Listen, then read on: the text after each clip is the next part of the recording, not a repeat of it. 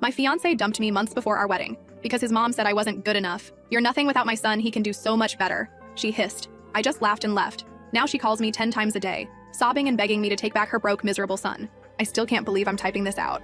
3 months ago, I was planning what should have been the happiest day of my life with Brett, my partner of 3 years. Today, I'm living in my best friend's spare bedroom, scrolling through apartment listings and trying to figure out where it all went wrong. Brett and I met in 2021.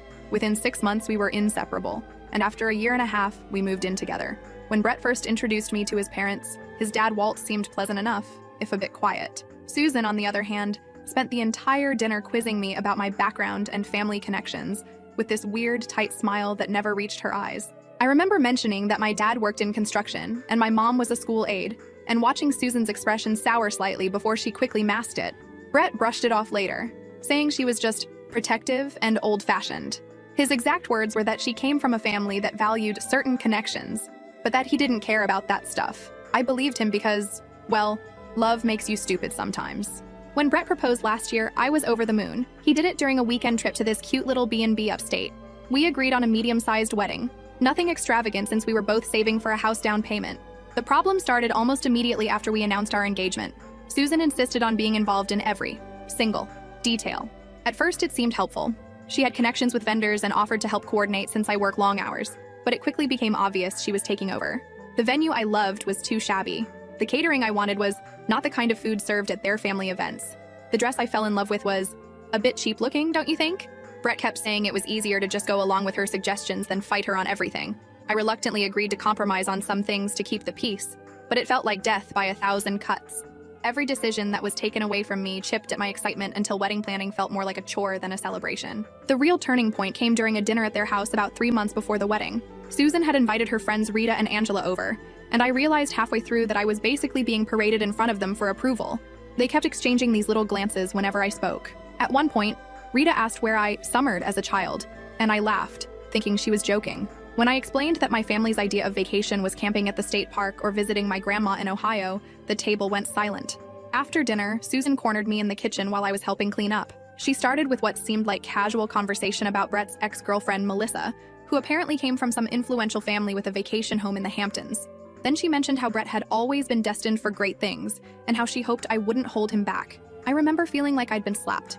When I asked her what exactly she meant by that, she dropped all pretense. She told me that while I seemed nice enough, I clearly wasn't from the right sort of background to help Brett's future. That my lack of refinement would eventually embarrass him in important circles. That I wouldn't know how to entertain properly or make the right connections. I was so shocked I couldn't even respond at first. When I finally found my voice and told her she was being incredibly rude, she just laughed this condescending little laugh and said something about how my defensiveness proved her point. She said Brett deserved someone who could match his potential, not drag him down. I walked out of the kitchen and immediately told Brett we needed to leave. In the car, I was shaking as I told him everything his mother had said. I expected outrage, anger on my behalf, something. Instead, he got quiet and said she didn't mean it like that, and that she was just worried about our future. He asked if maybe I had misunderstood her tone. That night was our first major fight. I couldn't believe he was defending her behavior. He eventually admitted that his mother had been expressing concerns about our compatibility for months. Apparently, she'd been filling his head with doubts about whether I would fit in with the future he imagined. The worst part? He was actually listening to her. Over the next 2 weeks, things deteriorated rapidly. Brett became distant and started staying late at work. When he was home, he'd bring up random concerns about our relationship that never existed before, like whether our different backgrounds would cause problems with raising kids, or if I'd be comfortable at his company events. It all came to a head when Susan invited us over for another dinner, supposedly to clear the air. Brett practically begged me to go, saying she wanted to apologize. Like an idiot, I believed him and went. There was no apology. Instead, Susan spent the entire evening making backhanded comments about my clothes, my table manners, even the way I spoke. When Brett stepped outside to take a phone call, she leaned across the table and said, with this chilling certainty, that I was nothing without her son, that he could do so much better than me, and that I should walk away before I ruined his life with my ordinariness. When I started crying, she actually rolled her eyes and said my emotional behavior just proved her point about my lack of composure. When Brett returned, I was gathering my things to leave. When he asked what happened, Susan put on this concerned face and said I had overreacted to some gentle advice about wedding planning. I was done. In the car, I told Brett exactly what happened and said he needed to choose. Either we cut contact with his mother until she could respect me, or the wedding was off. I expected him to finally stand up for me. He didn't. Instead, he said maybe his mother was right. Maybe we were rushing into things. Maybe we did come from two different worlds to make it work. The man I loved, who had sworn he didn't care about status or background, was suddenly parroting his mother's classist nonsense. I took off my engagement ring and placed it on the dashboard. I told him to drop me at Angela's place instead of our apartment. He didn't even try to stop me when I got out of the car. The next day, while Brett was at work, I packed most of my things from our apartment. I left my key and a note saying I would arrange to get the rest of my stuff later. I blocked his mother's number immediately, though I kept Brett unblocked in case he came to his senses. He texted a few days later with a pathetic message about how he was confused and needed time to think. I replied that there was nothing to think about.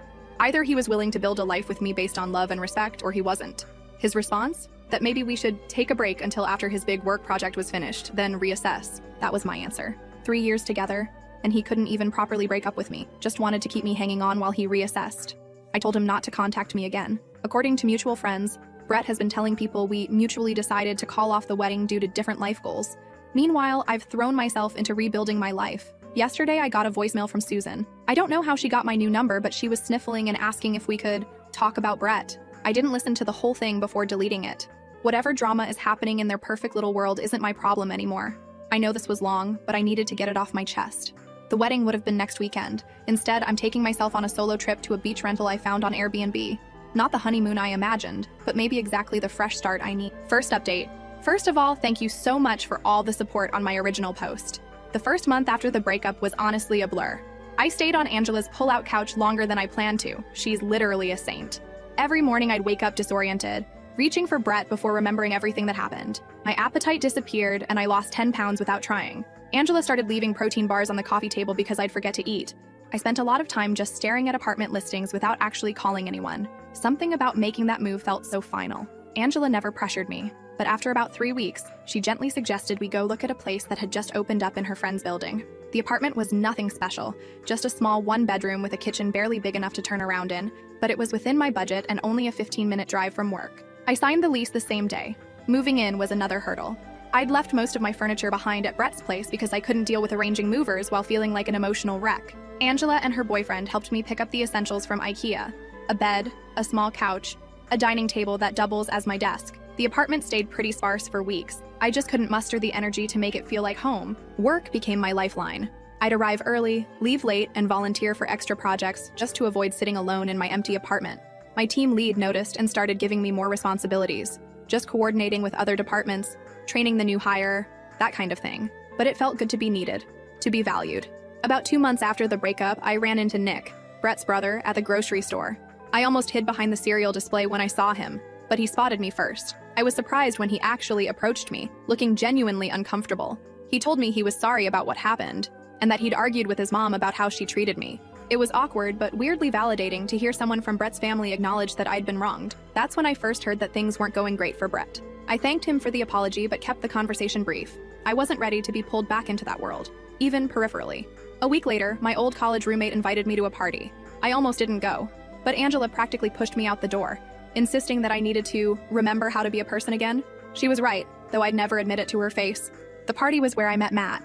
He was the roommate's cousin, visiting from out of town. We just ended up in the same conversation circle, talking about random things. He asked for my number at the end of the night and I surprised myself by giving it to him. Our first date was coffee on a Sunday afternoon. Low pressure, casual. He was easy to talk to, and for the first time in months I went hours without thinking about Brett. Matt works in something completely different from Brett's field, lives in a modest apartment similar to mine, and has a refreshingly normal family that doesn't seem to care about summer homes or making the right connections. When I told him about my breakup, the condensed version, he just listened without trying to fix anything or offer platitudes. Around month 3 post-breakup, an unexpected opportunity came up at work. My company was restructuring, creating a new team, and they needed someone to take on more responsibility. My extra efforts over the previous months had apparently not gone unnoticed. My manager encouraged me to apply, though she warned me the position would involve longer hours and more stress. I almost didn't go for it. My confidence was still shaky, but I figured I had nothing to lose. The interview process was grueling. 3 rounds with various department heads, a presentation I stayed up until 2 a.m. perfecting, and a final meeting with upper management.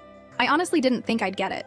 There were other candidates with more experience, but 2 weeks later, my manager called me into her office to offer me the position. The promotion came with a significant raise that meant I could finally stop stressing about making rent each month. It wasn't life-changing money, but it was enough to start rebuilding my emergency fund, which had been depleted during the post-breakup chaos. I was still processing this news when I bumped into Rita, Susan's gossipy friend, at the mall. I was shopping for professional clothes for my new role, and she spotted me coming out of a store. She acted overly friendly, as if we'd been close before. After some awkward small talk, she dropped what felt like carefully planned information. Brett had lost his job.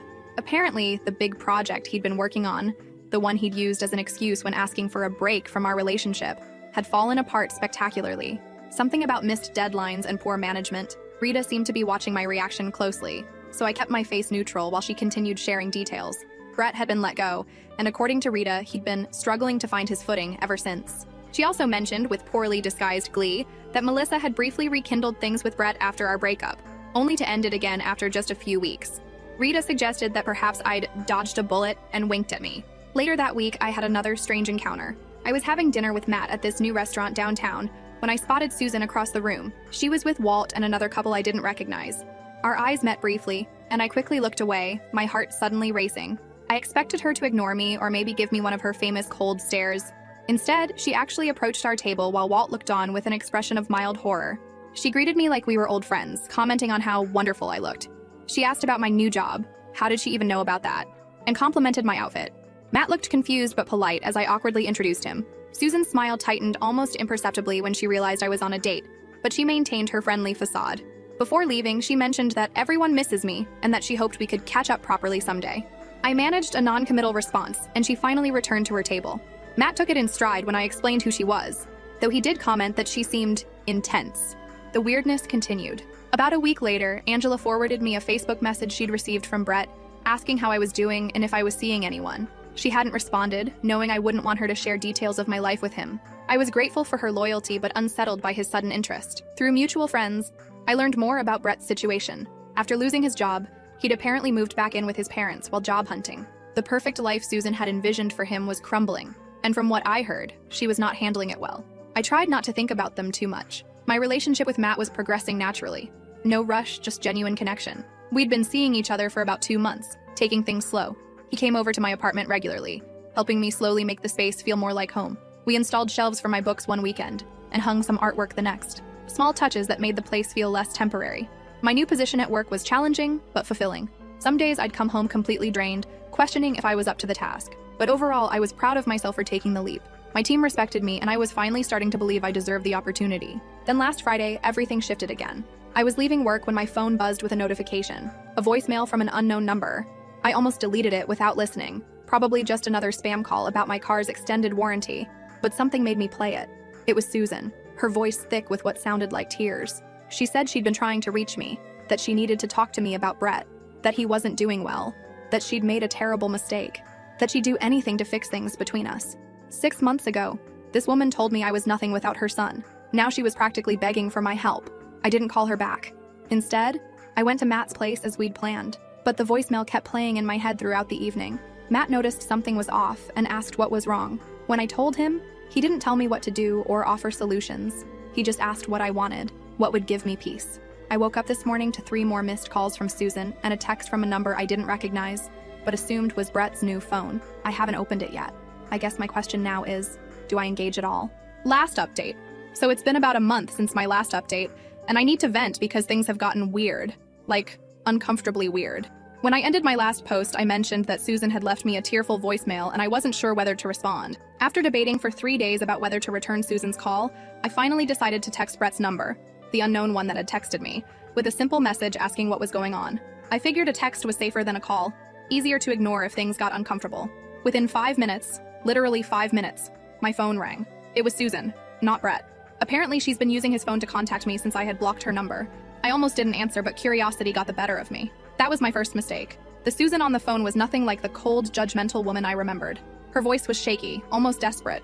She started by asking how I was doing, commented on how well I looked when she saw me at the restaurant, which was still creepy, and then launched into what I can only describe as the most uncomfortable apology I've ever received. She admitted that she'd been terrible to me, that she'd misjudged me based on superficial factors, and that she regretted driving me away. I sat there in stunned silence as she continued, explaining that Brett had been lost since our breakup, that he'd spiraled after losing his job, that he was drinking too much, that he'd made some bad financial decisions. When I finally managed to ask why she was telling me all this, her answer made my skin crawl. She thought I could help him recover because I was such a stabilizing influence. She actually said that Brett needs someone responsible like me right now. The audacity of this woman, to go from telling me I wasn't good enough to deciding I was exactly what her son needed when things got tough. I told her, as calmly as I could, that I was sorry Brett was struggling, but that we'd been over for months. I mentioned that I was seeing someone else now. Her response? A dismissive comment about how these rebound relationships rarely last, and how Brett and I had real history. Then she asked if we could meet for coffee to discuss Brett's situation further. Against my better judgment, and Matt's concerned look when I told him about it, I agreed to meet Susan at a coffee shop the following weekend. I told myself it would give me closure. Maybe I also wanted to see for myself how desperate things had gotten for her to come crawling back to the girl she once considered beneath her son. When I arrived at the coffee shop, Susan was already there, looking noticeably different from the polished, superior woman I remembered. Her normally perfect hair was pulled back in a hasty ponytail. Her makeup was minimal, and she looked tired. She'd ordered me my favorite drink, a detail that was both thoughtful and unsettling, because it meant Brett had told her what I liked. The next hour was surreal. Susan laid out Brett's downfall in excruciating detail. After losing his job, he'd tried to maintain his lifestyle while job hunting, quickly depleting his savings. He'd made a bad investment in some friend's startup that went nowhere. He'd maxed out 2 credit cards. And now he was living in his old bedroom at their house, sleeping until noon, and barely applying for jobs.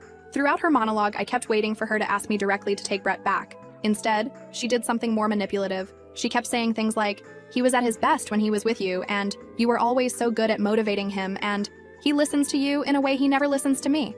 When I reminded her that she once thought I wasn't good enough for her son, she actually teared up and said that she'd been protecting her son from the wrong things, and that she should have valued my steadiness more than Melissa's connections. I almost laughed at how transparent she was being.